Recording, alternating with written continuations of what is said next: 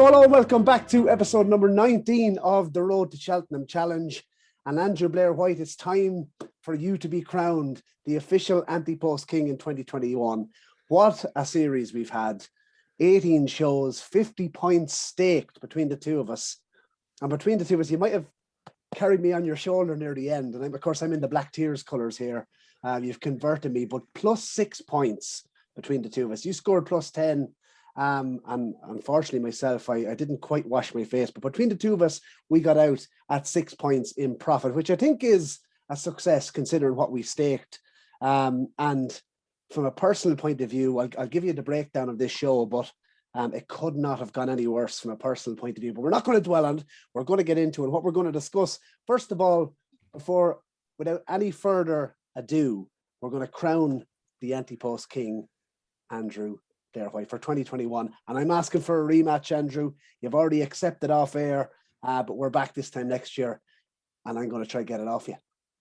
Yeah, more than happy to go at it again next year. Look, at least between the two of us, you bailed us out there in the last race with Galloping Day Champ. We really needed something, and we got you provided the call. So look, yeah, it's been a great 18 episodes of good fun each Monday, and I hope we can do. I think as much as we've done well this year, I feel we could do better. Certain things did go against us this year for both of us. You had a few very near misses. I had a few very late non-runners, a couple of near misses myself.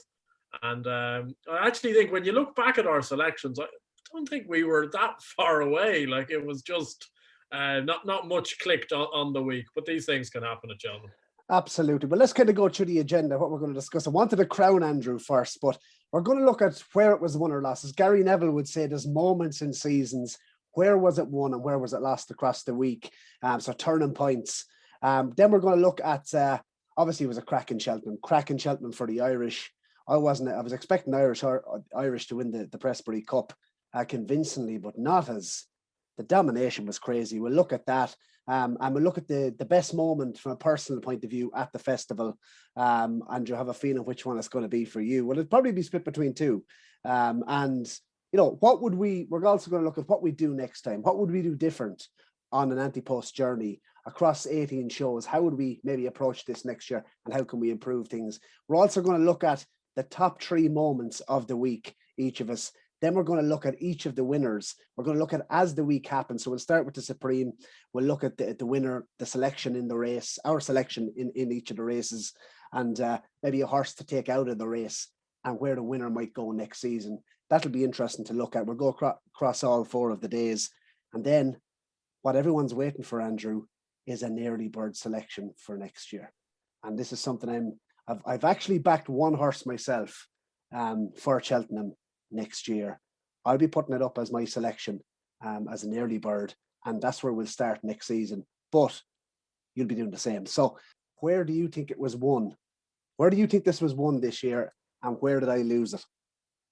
Yeah, well, I think it's fairly obvious between the two of us. I think the last 100 yards of the Mare's Hurdle was where it was won and lost. Concertista slightly tying up and Black Tears lunging on the line. Look, that was really it for myself. Look, I thought Black Tears would run well.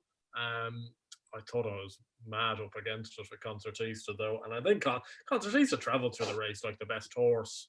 Whether she's quite got home or what's happened there, I'm not quite so sure where you'd go with her now. I still am campaigning for her to have a crack over 2 miles.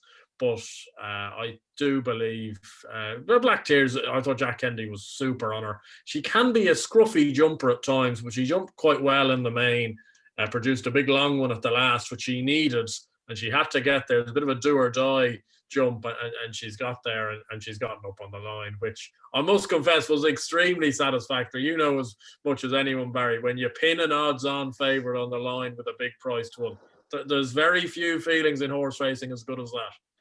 Yeah, and in fairness to you, when you put that up, I think your logic was that the race was going to cut up and we mightn't have got the likes of a Roxana or Damn the Company. But personally speaking, I think I tweeted afterwards, I don't ever want to see that replay again. I have actually watched it once. And Yeah. The only thing I would say about it was possibly if Townend had it again, did he get to the front too soon? I think she's a bigger, stronger mare this year. I didn't have any issue going into the race with her stamina. She was one of the, as I mentioned to you before, she was the swing state of the week. If I had got her in there, she was 9-2, as I said, and not only did it get her beaten, but you came and done me on the line at a 33-1 chance. That was a major player, but I'll have to mention Antucus because we were constantly in contact with each other throughout the week, and you know, after day one, like it was such a hammer blow. It was a double whammy. My nap of day one getting beaten, and you obviously coming up trumps with your biggest price. And I think it was the biggest price horse that we had running at the festival. I think I put up Autumn Evening. So it couldn't have worked out any worse for me, Andrew, on day one, to be fair. But Antucus, oh my God. You know, I suppose they say sometimes the destiny is in your own hands. Well, I put up Antucus at 25-1. Was all over him, and the race couldn't have gone any better. He was Mark Walsh. People were questioning the ride on Mark on Antucus. I personally thought he had him in the right position the whole way around. The horse jumped impeccably for him, and you know, off a rating of 143, he was just tucked in there nicely. I think he had Sky Pirate in his sights the whole way around, and I was just thinking, this thing is going to go away. How far? Coming down the hill. He was traveling. He wasn't over racing. And as I said, he jumped his way into contention from 2 out. And it was just a bit of a freak mistake, really, wasn't it? He put down at the second last. And, you know, if he had jumped that, he was winning, Andrew. I mean, he was straight past the post. He was up. So the only thing I would say, Barry, the only thing I'd say with that, Barry, I completely understand it was a super selection from yourself and very unlucky not to win. I still don't know with Antucus whether he really fancies winning races, though. I'm not sure if there was another 50 yards in that race that he'd actually put it to. I think if somebody he needs to be delivered on the nose, really. But yeah, no, I must say I was watching it in fear all the way around because of how well he was traveling. I was hoping as bad as Concertista, it was traveling well. It was a complete double whammy to go down to Black Tears, and I don't like it. Look at these hard luck stories. I'm not going to harp on for the whole series. You were the winner, Andrew, but I want to put these two pictures up on screen. This is how close it was.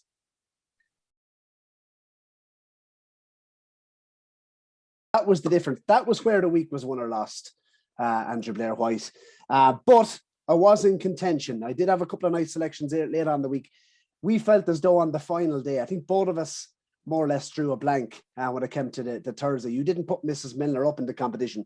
But coming on to the Friday, I think it was a big day for both of us. We had plenty of selections left. I had a decent book on Friday with looking at prices, and I'd beaten prices. And I'd Statler and Al Boom, It Came to Pass, Ellie May, all came into their races, all with big chances. And to come out with a blank on Friday was disappointing. But Ellie May, that was a bit haunting, really. I don't know what, I see some people were giving out about Mark Walsh's ride. I don't know, she was jumping super. He wanted to make plenty of use of her.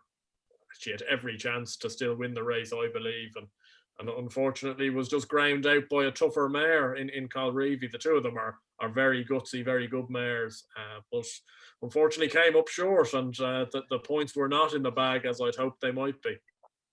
Yeah, I think I texted you on Friday morning. I was saying if this the Istanbul comeback of the horse of the Road to Cheltenham Challenge was to happen, that Plutard was going to have to go and win this Gold Cup, and Ellie May was to get beaten. It turned out Plutard finished second, obviously, and in fairness to he just ran into a good winner. You know, he done the hard work. He bet the reigning champion. Camp was a major disappointment, and then of course my second winner of the week was Galloping the Champs in the last. So if Plutard had won the Gold Cup, Andrew Blair-White, I think we'd have a different situation. But as we said, the moments we have to speak about were Black Tears. I think that winner was worthy of the Ante-Post King. If anyone has any objections, let me know down below. But in terms of the Cheltenham itself, Andrew, the major stories, obviously, Rachel Blackmore, Ireland with a whopping defeat of the English. what, from a horse racing point of view, sure, it had to be probably Honeysuckle and Rachel winning the champion. Did it? That had to be the absolute story of the week.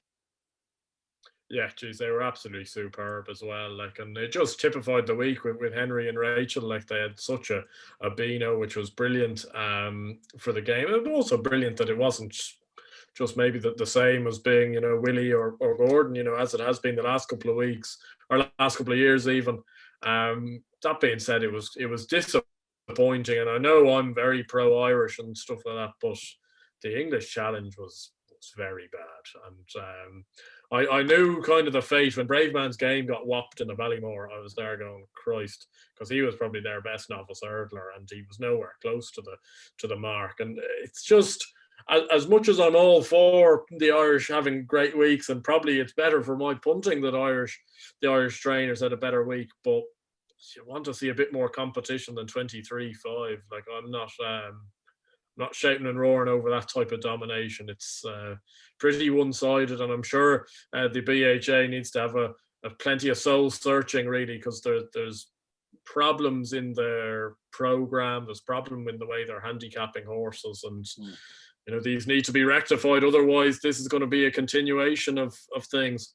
I think me and you both thought that we'd have a winner of the Coral Cup between the two of us, and I think a story maybe that's gone under the radar is greyhound trainer Paul Hennessy.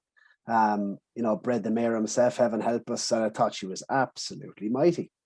And he's a bit of a character, Paul Hennessy, from Paulstown, not too far away from Bagnallstown, where I hail from. But no, it was great. Personally, that was a story I think that's gone under the radar. Paul, as I said, a greyhound, probably the most famous greyhound trainer in Ireland, but you know, obviously a dab hand when it comes to training horses as well. And the way the horse won as well, there was never a moment's doubt. I think it was a steady run, Coral Cup early. She had her own way of it out in front. She kind of dictated things, but there was absolutely no catching her. And you know, a fantastic story there. But you know, I think under the whole Rachel Blackmore, Henry de Bromhead story, that's certainly one, and that I love to see this week. On a personal level, from a punting point of view, Andrew, best story for you, would it be fair to say, was Mrs. Milner? Yeah, probably.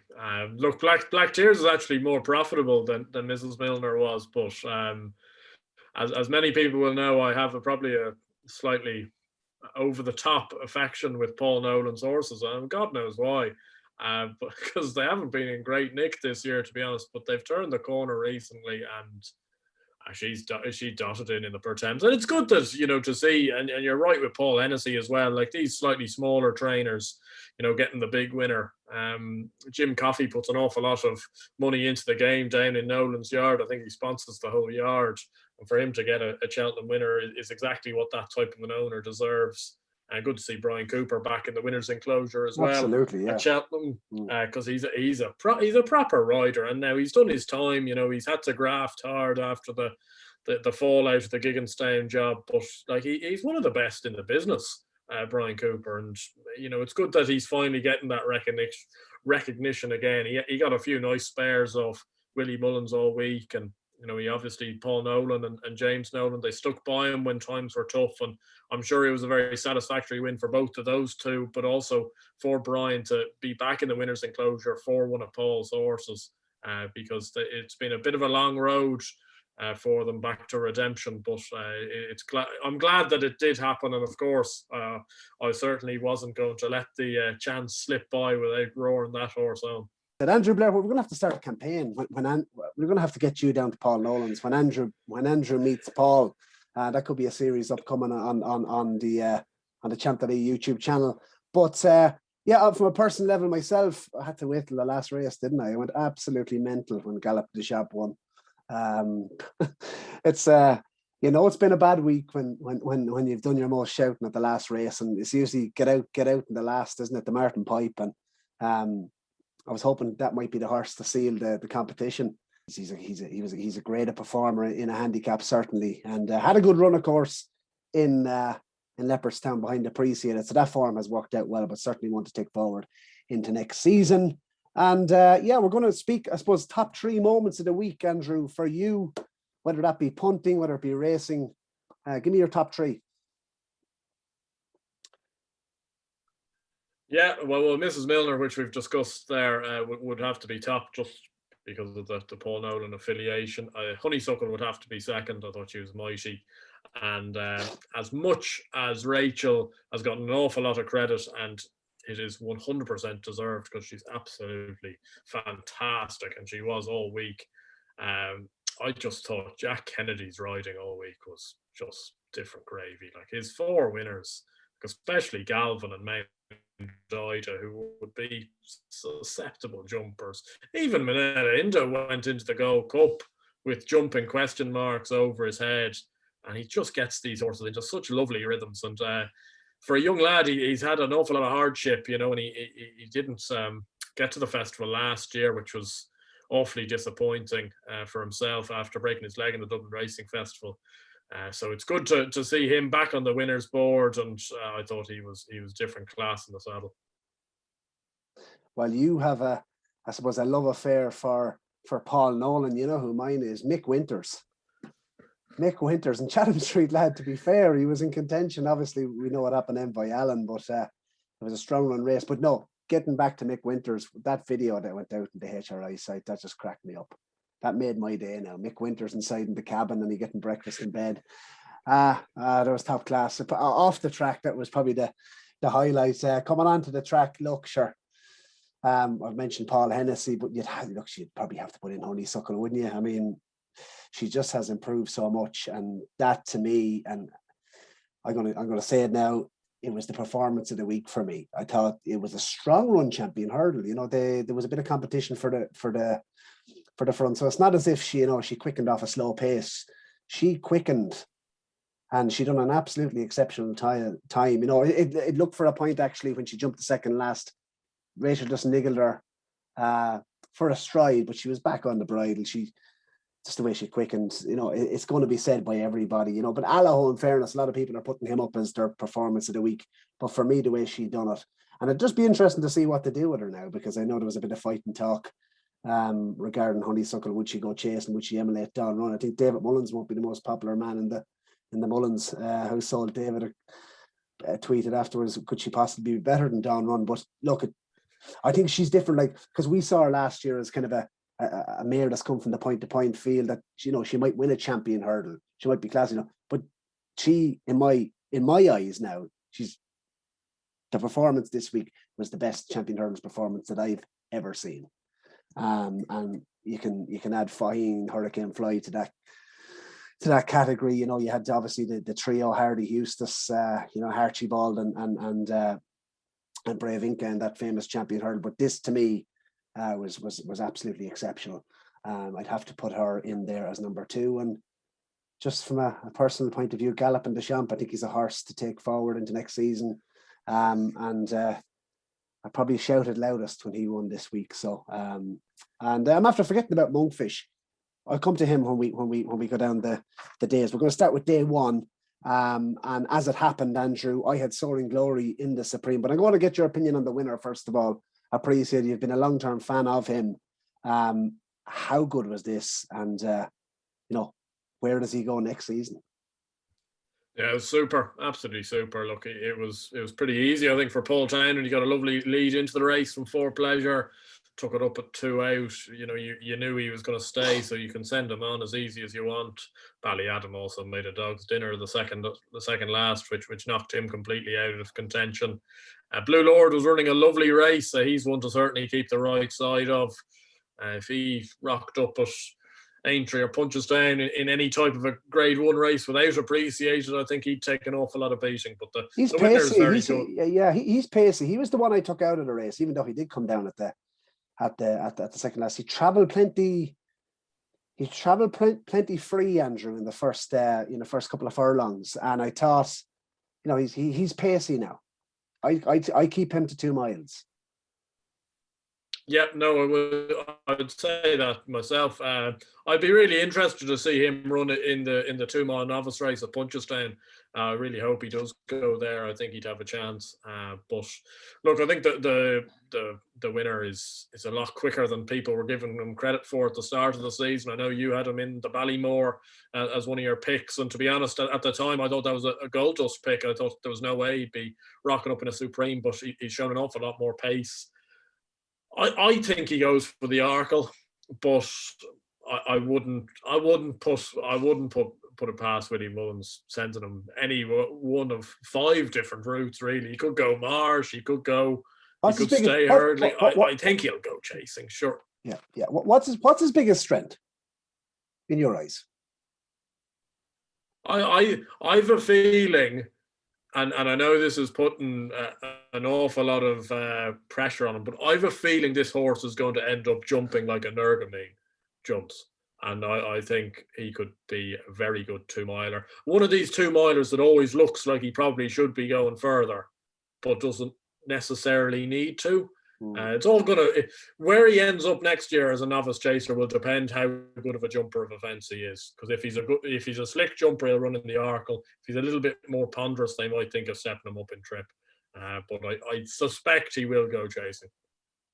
Yeah, when we had David on the podcast, I think it was the season opener, David mentioned he could go Supreme and he could be a Gold Cup horse, and that's always kind of stuck in my mind. And the fact that he's 8 next year, I'm going to take a completely opposite opinion on this, Andrew, and it's probably not going to be a popular one with people who have him already in the Arkle that have, I suppose, done multiples for next season. But I honestly could see him maybe Willie stepping him up in trip completely. If he is going to become a Gold Cup horse, I get what you're saying. To me, he's a stayer. He's a stayer that won a Supreme. Willie wouldn't have sent him to the Supreme unless his jumping was as slick as it was. And in fairness, even at Cork when he bet Master McShee, we're kind of thinking, geez, this lad's well able to jump now. You know, he's pinging his hurdles. And you may be right, Andrew. Like, I could have this completely wrong. He might end up as slick a jumper as an Urgemine over a fence. I just think they might slow things down with him a little bit, and I could be completely wrong with that. And I think he's a much bigger price, obviously, for the RSA than he is the Arkle.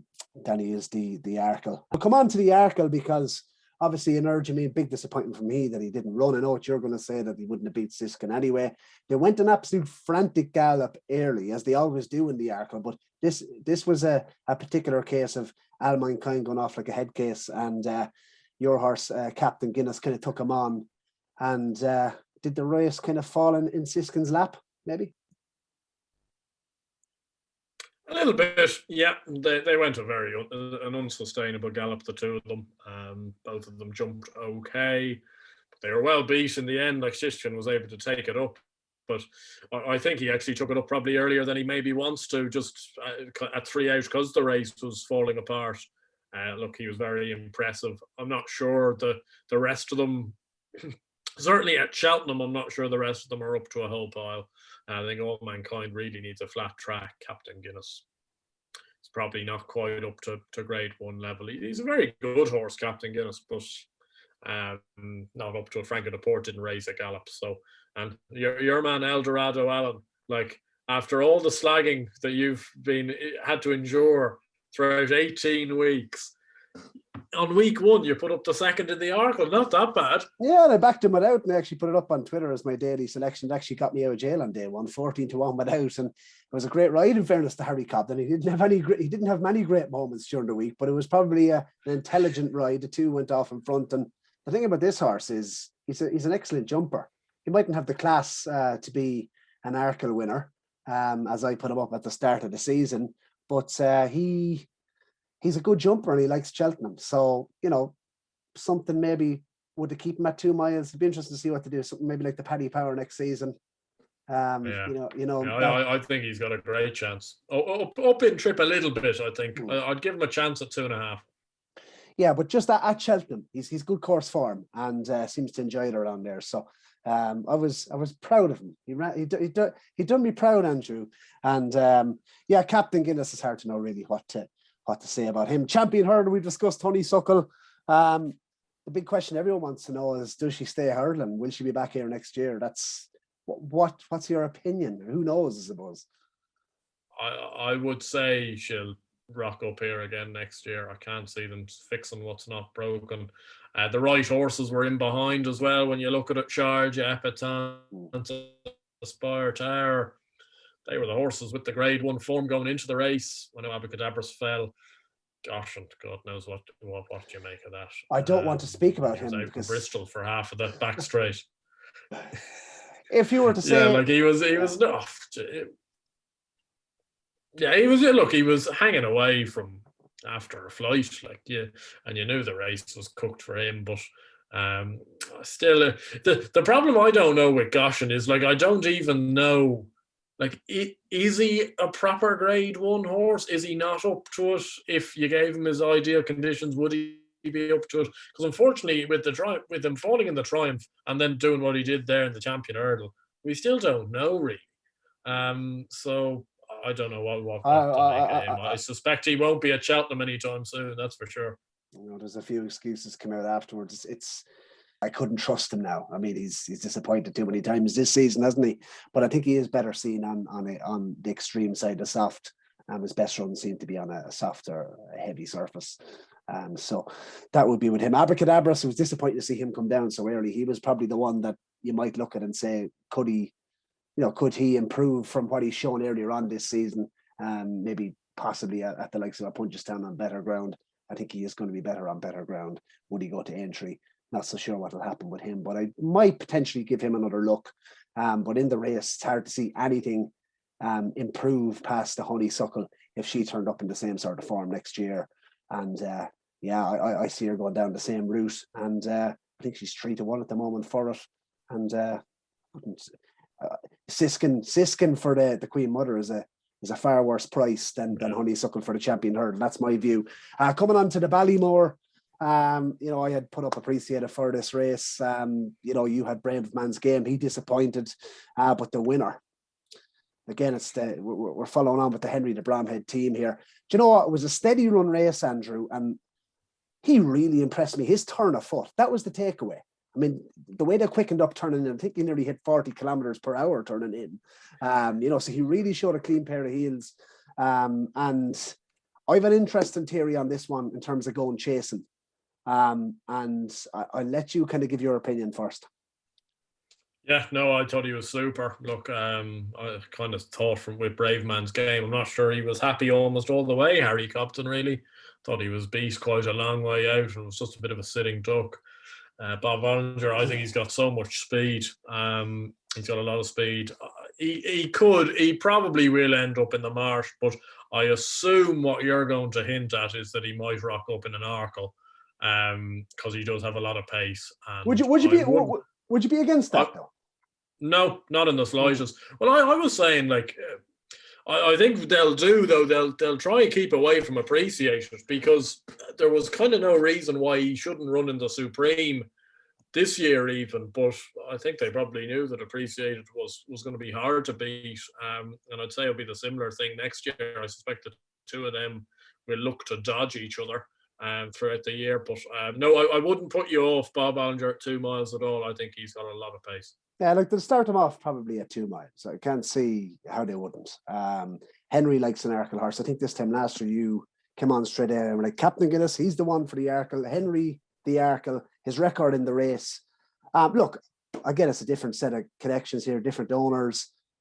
But it was just the pace that he showed. I mean, that was the one thing for me. I get what you're saying. They certainly won't be taken on Appreciated.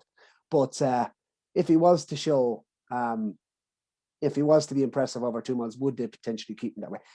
He was, I mean, turning for home. I don't know, did you see the camera on Harry Cobden? Yeah, and like Bob Bollinger was almost leaning into on the absolute proverbial bridle, and Rachel was tugging like, and the other one was completely flat out. I just thought when he pulled up alongside, it was nearly like Rachel was like, I can't get there too soon. Then she just let him, and he just. But it does take a stare to win an Arkle as well, but he's a nice blend of everything. I just wouldn't be surprised if he went down that route. I'm not trying to reinvent the wheel here, because I know when York Hill won the Ballymore, he went JLT at the time, and also obviously Envoy Allen has gone that route. But just given the trainer's record in the race, Henry potentially might start him off at 2 miles. It's just I could be completely wrong with this one again, but initially that's what I thought. Back and trip over 2 miles. This horse is a serious, he's a serious cruising speed, but a serious turn of foot also. Then coming on to the Brown Advisory, so I used to call this race the RSA. Monkfish, I know you thought he was piss poor, you told me.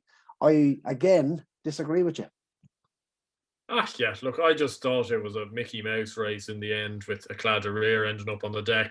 I know the times would indicate that he still run a good time, so potentially it's a better performance than meets the naked eye, but Fiddler on the Roof was having a crack at him at the back of 2 out, which it's not really what I was expecting. I think Monkfish is an absolute beast of a horse, but that was certainly not his best performance. I thought he was a long way behind what he's shown at Leopardstown this year. Maybe that was just the fact that it was the 5-6 runner race, had to make his own running, probably didn't suit him. But look, he still has every chance next year going forward in the Gold Cup. I just think it probably puts water on the flames of people that wanted him to run in the Gold Cup this year, because if he jumped like that in the Gold Cup this year, he'd have ended up with Champ out in the pulled up section. I'm going to start this by saying that his jumping was novice-y, and he made a couple of uncharacteristic errors. He's had, in fairness, he's had a bit of racing this season already. So, maybe, and my worry was with Monkfish coming into the races that he was completely untested on a sounder surface. But after watching the race back a couple of times now, my initial reaction was like you, to say, no, that really wasn't wonderful now. Like, Fiddler on the Roof was in the picture. But if you look at the race, they went as hard as they did in the Supreme for a large part of the race. All the way down the back, they were going at it. The big breakaway and Monkfish, they were locked in a duel the whole way down the back. They never gave each other a minute's peace. And Monkfish, he broke his heart. And I just think Fiddler on the Roof turning in again, the turn of foot from Monkfish turning in. They were going a hard pace. They didn't look as if they were going that hard, but they were. Go back and look at it. And as I said, the turn of foot that he showed turning in, he divided the last. Fiddler on the Roof, I don't think he was having a crack at him. He was running on to pick up the pieces, and the big breakaway had folded at that point. Monkfish completely divides the last, but he hits the line extremely hard. So for a horse that made as much mistakes as he did in the race, to be taken on for the lead, or to be locked in battle the whole way down the back, going at that clip, I thought it was a very good performance, and mightn't have been his best performance, but I thought it was very good. And it might be easy to kind of fall into that trap of thinking, how good was that RSA? But all you have to do is look at the big breakaway, how he folded. In Queen Mother Champion Chase, going to come to this, Andrew, you had Chacun Persois at 9-2 in here. Personally speaking, I think they went to dawdle early on, for a Queen Mother Champion Chase, and a stronger pace would have suited, I thought. Yes, look, he's a bit free. He jumped. I know they were saying afterwards that Paul Dana wasn't particularly happy with him almost all the way. They didn't feel it was Cheltenham. They felt he just wasn't maybe himself. Interesting to see them say that. I just thought it was a case that the race wasn't ready to run to suit, and he's ended up getting picked up. I don't think the hill was particularly to his forte, though, that being said, and it was a little bit disappointing. There's no getting away from that. I still think he's by far the best horse in that race. It's just the way the race was run, maybe the track as well, combined to get him beat. But certainly, if the only thing this might do is it might give me a proper backable price to go in on him at Punchestown in the Champion Chase there, and I just can't see him getting beaten around Punchestown. So. Well, I might load the cannons in there if he rocks up in that race. When you see the likes of a Grenadine pulling double, turning in, and he was a horse I thought could potentially, be a lively each way contender for a Champion Chase early in the season. I say contender, a good each way bet. I never thought anything was going to beat this horse, but. Yeah, I would have said that they went pretty slow early on, and it turned into potentially a bit of a sprint. It didn't suit him. Would you give up on him completely at Cheltenham? I wouldn't. He's only ever had one run there. People said he doesn't get up the hill. I think it's a bit premature for that. You know, he's probably going to turn. No, not in the slightest. And yeah, and you look at the markets for next year, like it's 6-4 Shishkin and like 12-1 Jacques Poursois. Like, I don't know where that market's forming itself from. Like, yeah, fair enough. It may not. Like, by this time next year, you might be going, oh, well, we should have known after the first time he didn't get up the hill. But he's still a proper grade 1 animal. And, you know, maybe if the race was run a little bit differently, I'm sure Paul Townend was maybe thinking he maybe should have committed a little earlier. Now, I don't know, maybe he'd have been beaten further if he'd committed earlier. But I certainly wouldn't be giving up on him as a horse. I still think he's a horse of a lot of ability.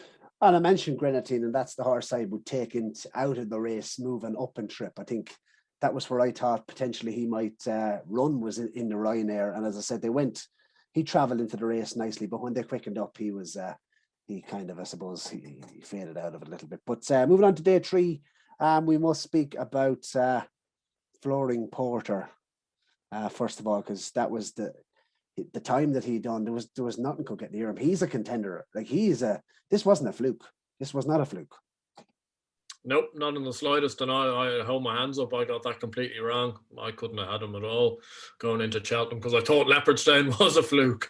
And he'd got a complete soft one on, you know, bad enough ground. It was a poor time.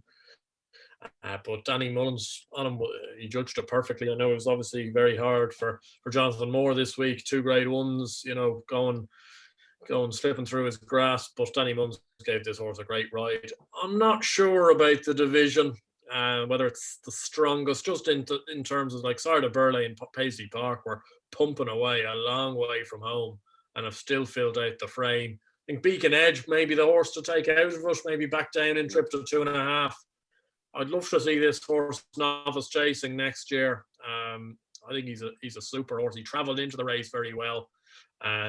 Maybe didn't quite get home, but I'd certainly give him more chances. And I'll tip my hat, because Vindication ran a better race than I thought he would. And there was a momentary time when they were coming down the hill. Yeah, momentary moment coming down the hill where David Bass, I thought, was still sitting on a lot. And I was very concerned. But his jumping over hurdles, like, he just wasn't slick enough. I'd like to see them with that horse actually campaign him next year like a Stayers hurdle horse and running the 3-mile hurdle race, because then he might begin to jump a little slicker. It was always going to be a tough ask going back over fences. But I'd be more with him after the race than I was before the race. Yeah, I wouldn't. I think he'd want it absolutely bottomless and a lot of him to fall away. No, I think there's a big engine there, and that was my theory coming into the race. And I think I was having a bit of a joke with you, because I sent you a message of his win when he bet Champ as a novice hurdler, and I sent you the little short clip of him turning in, and I said, because Andrew, of course, had said he'd lay 140s at this stage, and I actually didn't look at the second last jump as it turned. He says, Andrew says, yeah, nice jump at the second last there. He absolutely took it out of the ground. And but that was the day he bet Champ. But on this occasion, I think I sent you another screenshot of the David Bath coming down the hill. Yeah, I was getting excited for a long time, but his jumping just let him down. I think the first, actually, Bass went to go ride him prominent. He obviously was looking to ride him aggressively, and when I saw the first jump, Vindication's first jump in the Stayers hurdle, he put down at the first. If you want to know what Andrew Blair-White was talking about, go and watch it, because he absolutely mowed it over. But look, there's an engine there, but for him to go and win a grade 1, I think in either codes, he'd want to go and learn how to jump. I thought hurdles would be a little bit easier for him. But Flooring Porter, God, I wouldn't put anyone off backing this horse for same race, same time next season. Literally, he was exceptional. And the fractions, like they went. I talked about Monkfish going as hard. These lads went harder than the Supreme, all the way down the back. He was piling it on. Nothing could get near him. And yeah, he was excellent. So he's a young horse as well. You know, he's done a lot of improving. I think he was off a mark of 119, was it? You mentioned Streets of Diane was in his company once upon a time. He got smashed up by Streets of Diane back in September, Tom. I think he made his handicap hurdle debut off 107. So, like, it's master stuff from Gavin Cromwell. Like, I know he almost pulled off the champion hurdle last year with Darver Star, who was a similar enough profile in terms of lowly into this Grade 1 horse. But more luck to Gavin Cromwell, because to get that horse to improve the guts of 60, 70 pounds this season, like it's a phenomenal training, really. Yeah, absolutely. Jonathan Moore managed to get his head onto television quite a bit, didn't he, for a lad who wasn't riding him?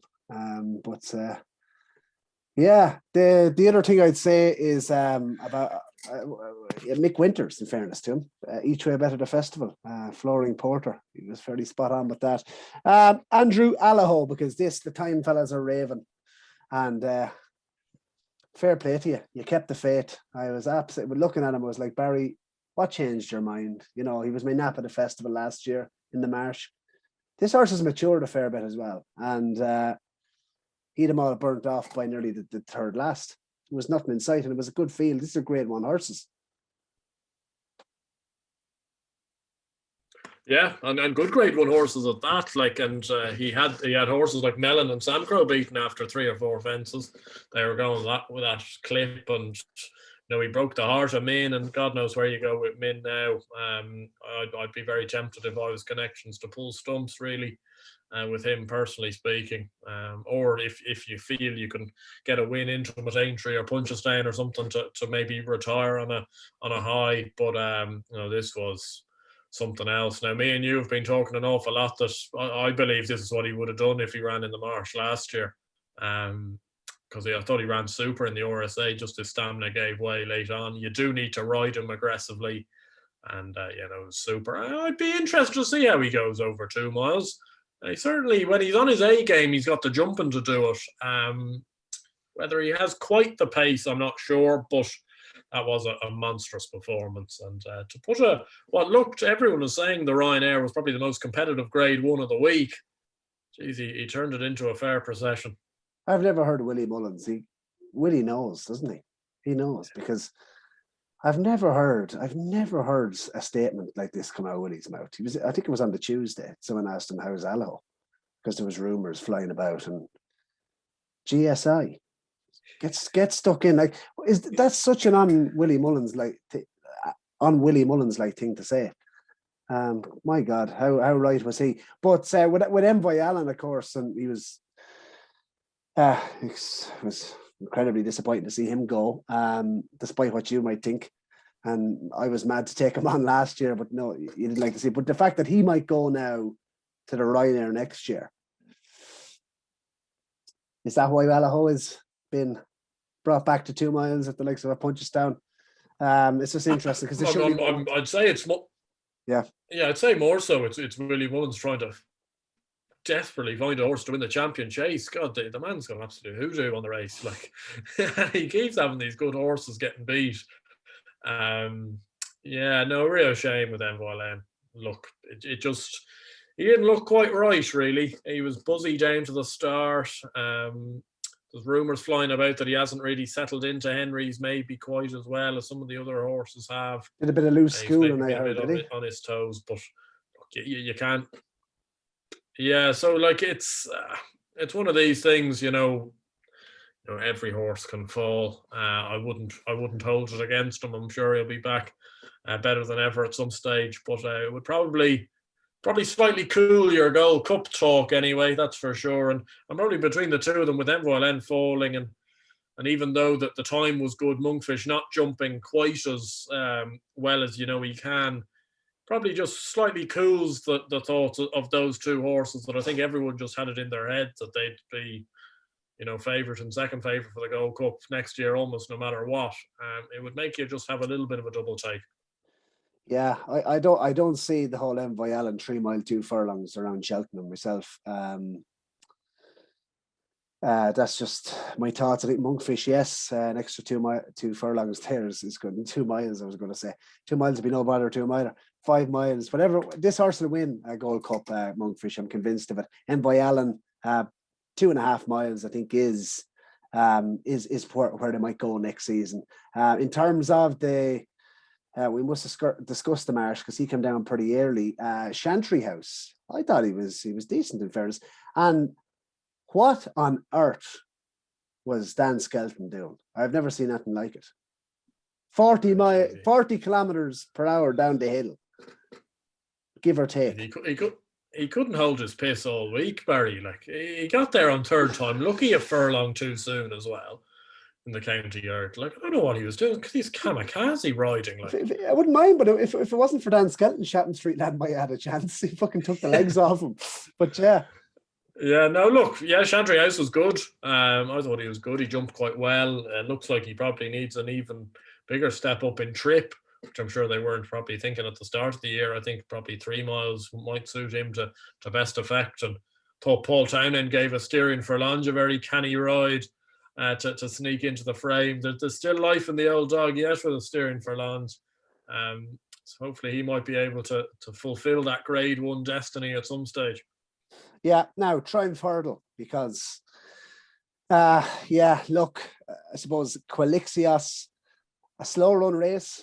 Zana here wore a tongue strap for the first time. What was all that about? That was I only realised that a couple of minutes before the race. He was plenty keen, in fairness. That Quilixios had his own way.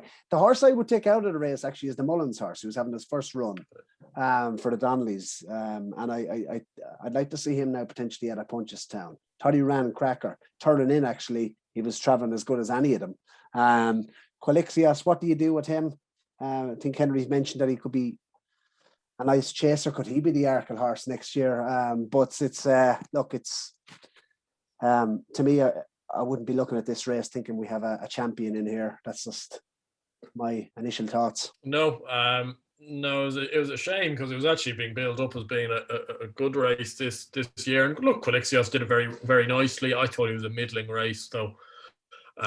Really did. And the fact that Adagio was second, and I actually quite fancied Adagio, but like, I don't know, he's just a very professional juvenile, as is Quilixios. I'd be with you. I'd take the third horse out of the race. I think he potentially could be a very good horse.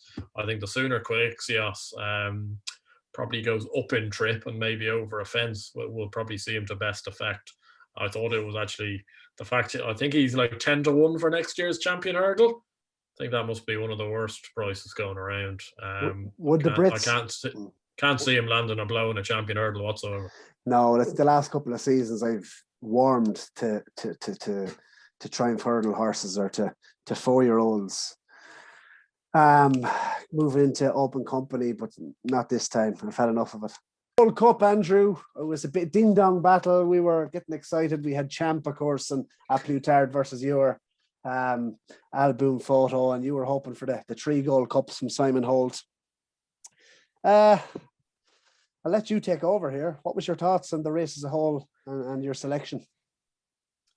To be honest, I couldn't believe that we didn't win the Gold Cup between the two of us. I thought the winner was excellent. He kind of came back to what he was like last year and even at the start of this year. And I suppose it was slightly like, but by the day I ended up having a saver on him. I just thought last year he went into the RSA having only beaten Captain CJ a length and a half at Navan, which was nowhere near good enough for RSA form. And realistically, he probably should have won the race if him and Allaho didn't cut each other's throats. I thought Jack Kennedy gave him a super ride. A Plutard, I think he's much better than I gave him credit for. I thought he ran an absolute stormer. For him to win a Gold Cup, though, he's going to have to jump a bit better. It's not even that he makes mistakes. He's just kind of careful. Doesn't really get away from fences that quickly. Album Photo, I thought ran a great race. Again, made a couple of mistakes at the business end. I think he missed 5 out and he missed 3 out, which wouldn't have done his chances any good. They were fences he winged last year as well. But he missed them this year. He was carried out on his shield, though. Ran a super race. You'd have to think his Gold Cup winning days are past him now. But still, hopefully, he'll go to Punchestown and maybe try and have a crack at those 2 horses again. They won't run at Plutard Punchestown because I think he's a stone better going left-handed. But yeah, no, I thought the winner was good. Actually, I thought it was a good Gold Cup. Thought the winner and second were very good. Album Photo gives the form a decent enough level of robustness, and they were, a furlong clear of Native River and Frodon, who, it's a sad enough sign for the English horses when Native River and Frodon are, flying the flag, especially on that type of ground. But no, I thought the winner was very good. Yeah, he's only had the HA starts, and the interesting thing about Nelendo was when Henry was asked about his past couple of runs, I think at the Dublin Racing Festival, he mentioned that Rachel was just very keen not to have him fall again. It was more of an educational thing again with him after falling at Christmas behind Plus Tard. And it was interesting, Jack, he mentioned, early in the race, he wasn't so keen to, really drive him into his fences. It was more a case of, give him a little squeeze, and he was doing a lot of it himself. He's obviously, when he puts his mind to it, a very natural jumper, Manelendo. He's not a bad jumper. So it was just about getting his confidence back. He kind of grew. He was up there the whole way. And yeah, look, I think he's certainly one that you would be keeping on side over the next couple of years, and might potentially be value for a Gold Cup, because everyone's going to be with the young gun up and coming, the likes of a Monkfish. Plus Tard is going to be there again next year. But Manella Endo, he was a very good winner. I think you're 100% right. They pulled miles clear of the field. They went a good even gallop. They didn't go breakneck, but they went a good strong gallop. And when you see the likes of a Champ and Santini pulling up, poor Nicky Henderson must have been pulling his hair out. Champ, after he absolutely ballooned, I think the first one nearly landed on the top of it. I was at Tramore with Album Photo. Like, I know you can't really judge, but was Town maybe niggling a little bit? Like, what sort of form is he in? Does he need? Willie thought he might have had to up his work. So I heard Chapman coming out criticising Willie after the race that he maybe potentially should have got another run into him. It's easy to say that after the race. But and like, who are you going to pay to train your horses, Matt Chapman or Willie Mullins? Like that sort of stuff. Like, yeah. I know, I get what you mean. I thought he was a bit behind the bridle at Tramore almost all the way, actually. I think that the gap, because they usually run him at Punchestown, and I think the gap between Cheltenham in March and then New Year's Day was more. I think it took more out of the horse than I think Willie maybe thought it might do. And yeah, maybe he wasn't at top form, but no, I'd be interested to see him at Punchestown this year. I think he'd have a chance of certainly having a crack at Manella Indo. I'm sure that's where the two of them will end up. We're going to have to come on for our early bird selection for next season before we wrap up. And let's start with yourself. The Ante-Post King. Who's he going for? Yeah, well, I've actually... I know I was discussing it with you off air, but I've had a late change of heart, just because I've had a look at the price, and the price has changed, and therefore I don't think he's actually that great a price anymore. For people that want to know, I was going to suggest Fernie Hollow for the Champion Hurdle. I was, like I'd say, around an hour ago when I looked at Odds Checker, he's 20 to 1. He's now best price 12 to 1. I don't think 12 to 1's a great price for a horse that's been injured all year. So the one I have in reserve, and I'm hoping, I didn't think that Bartlett was a whole pile, to be honest, this year. Looking forward at the RS, or the Brown Advisory as it's now called, and I'd really, really hope for this horse's decision to not go to Cheltenham this year will be vindicated. And I'm going to take 33 to 1, which you can get with two bookmakers, which is our stipulation as always, on Gentleman's Game in the Brown Advisory Novices Chase for Mouse Morris and Rob Core.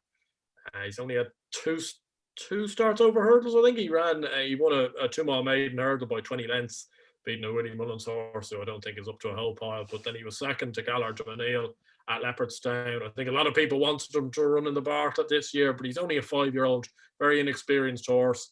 Mouse is a very old-fashioned trainer. He'll want this horse to be running in 3-mile chases for as long as he can. And at 33 to 1, I'm willing to take a chance. Novice chases at the Cheltenham Festival. You can't beat it. Yeah, I wouldn't put you off that, to be fair. Ran a cracker, didn't he? In the Tanya Lacey. But yeah, I kind of name dropped this horse a couple of times, Andrew, on this. You can't believe I'm going to go do it now, but it's the Martin Pipe winner, galloping des Champs by Timos. He's a 5-year-old. Sir Des Champs won this as a 5-year-old for Willie Mullins. This time it's Galloping des Champs. As he said, he won the Martin Pipe as a 5-year-old and then went on and ran in the JLT, as it was called then. But I'm going to put him up for the Marsh. And look, it's simply a price thing. I just think it's too big. 25-1 available for this horse for the Marsh Novices Chase. You know, he's ran off a mark of 142. He's a great at hurdler. He's gonna come up an awful lot for that. Whether he goes to Punchestown or not, or Willie just puts him away. Willie's comments afterwards will make a lovely chaser. He jumps a hurdler like he's gonna love fences. The only worry with him is that he could jump fences too well, and when he could send him to something like an Arkle. But this horse he's probably a much different type than Sir Des Champs, in that I think he's a lot classier. I think he's a lot more about him. You know, he ran a cracker at a huge price behind Appreciated over 2 miles at the Dublin Racing Festival with Mikey Fogarty up top. I think he was something like 100-1 that day. Had disappointed at Christmas. He's only had 4 runs now and 1 run in France. But I just think this horse is a graded horse, and I think he's going to improve an awful lot for a fence. And on price, 25-1. I just can't get out of my head. They went a fair clip in the Martin Pipe, Andrew, the whole way around. And you know, to do what he done, to quicken up off that strong gallop, and Langer Dan was coming like an absolute trainer. It's funny actually, the commentator must talk about the Martin Pipe, because Langer Dan is making stealthy headway. And he got 20 lengths off him. Cruised into the lead. Yeah, and he's there talking about Langer. He must have had his absolute Johns on. You could call the winner three hurdles from home. You could actually call the winner Galloping des Champs, and he's about 20 lengths behind him coming down the hill. Galloping des Champs, that's the selection, early bird. But I want the Ante-Post King's thoughts. I know I wouldn't put you off that, and I've learned my lesson last year for, you know, this time last year going at you for an ergamine. I learned my lesson big time. I think he's a lovely horse. I thought he did it super. Only thing I'd say with the Martin Pipe was that 2 of the top 4 in the market both came down at the first. And the favourite was completely yanked his chance away out in front. So just don't know. But Langer Dan was the form English horse going into the race, and he's beaten him easy at the line, and they're miles clear. And Sean O'Keefe hasn't gone anywhere near for all of what he had. So no, there's been good Martin Pipe winners in the past that have gone on to make good graded chasers. So I wouldn't put you off that at all. Absolutely. Always a race that throws up an unexposed type. Dan Poley, of course, won this for Willie.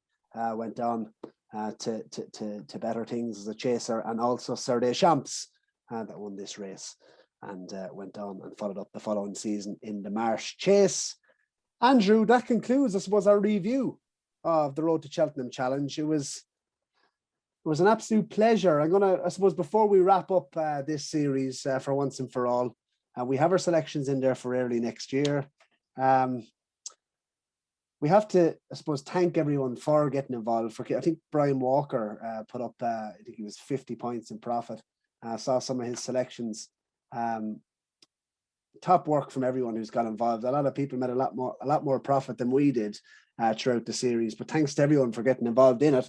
But if I was to ask you, what did you learn? Like, what was the best thing about the series, Andrew, this season? And what would you do next time? What have you learned? Yeah. I would say, I know it was excellent, and geez, especially during lockdown, it's been a welcome tonic to be scrolling through the markets on a Monday, waiting to do these videos. The thing I learned was probably not to let recency bias affect me quite as much. There was a couple of, especially right at the start with like Nasalam and Delvino and stuff like that, they were jumpy picks, you know, before any of the trials have been run, you know, and every now and then you'll probably land one that you then get on the day that's a great price, but you know, probably not to go in so heavily there. And I think it's key, even though Brave Man's Game didn't win, I think my selection on Brave Man's Game was somewhat something to be thought of going forward, you know, before a big Grade 1 race, nailing your colours to the mast.